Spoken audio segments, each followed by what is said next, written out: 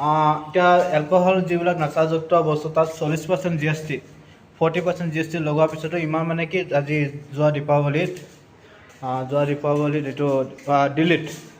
যোৱা দীপাৱলী দিল্লীত 600 কৰোৰ 600 কৰোৰ পূৰা চেলিং হৈ গ'ল যি মাৰ্কেটিং হৈ গ'ল ইমান ডাঙৰ এটা মাৰ্কেটিং হৈ গ'ল এদিনত তো সেইটো আমি বাহিৰতো ক'ব নাযাওঁ তো আমাৰ এতিয়া মেইনটো অসমৰ তো মেইন অসমত যেতিয়া আমি পূৰা ড্ৰিংকছটো বন্ধ কৰি দিব লাগে এলকহল যিবিলাক আছে নাচাযুক্ত বস্তু তো এইটো চৰকাৰে গুৰুত্বপূৰ্ণ ভাবি তো পূৰা এইবিলাক বন্ধ কৰিব লাগে আৰু যিবিলাক গাঁৱৰ মানুহে লোকেল বনায় ন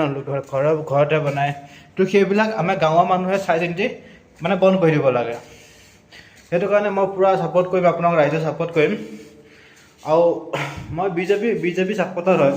তথাপি মই এইবিলাকত কেতিয়াও মানে কি মানুহৰ ওপৰত মাত দিব নোৱাৰোঁ কিন্তু এইবিলাক 100% কাৰেক্ট হয়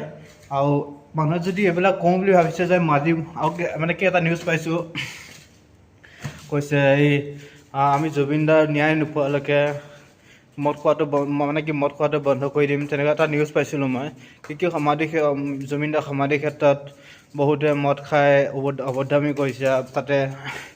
মদৰ বটল পেলাইছে কিবাকিবি কৰিছে তো সেইকাৰণে মই ভাবি গ'লোঁ কিন্তু আপোনালোকৰ চিন্তাধাৰা বহুত ভাল কৰিছে গতিকে আৰু যদি মোৰ ভিডিঅ'টো ভাল লাগে মোক যদি ছাপোৰ্ট কৰিব বিচাৰে মই আগলৈ এইটো নিউজ চেনেলটো আগলৈকে ভালদৰে চলাই যাম কিন্তু এতিয়া মই অলপ বিজি থাকোঁ কি মই বাহিৰত থাকোঁ কামত ব্যস্ত থাকোঁ এতিয়া ৰাতি জাষ্ট হোষ্টেলত ভাত খাই মানে কি হোষ্টেলত থাকোঁ ন হোষ্টেলত ভাত খাই পেলাই মানে কি 4টা মানে 4th ফ্ল'ৰ আহিব লাগে আমাৰ ৰুম 4th ফ্ল'ৰ তো অলপ কষ্ট হয়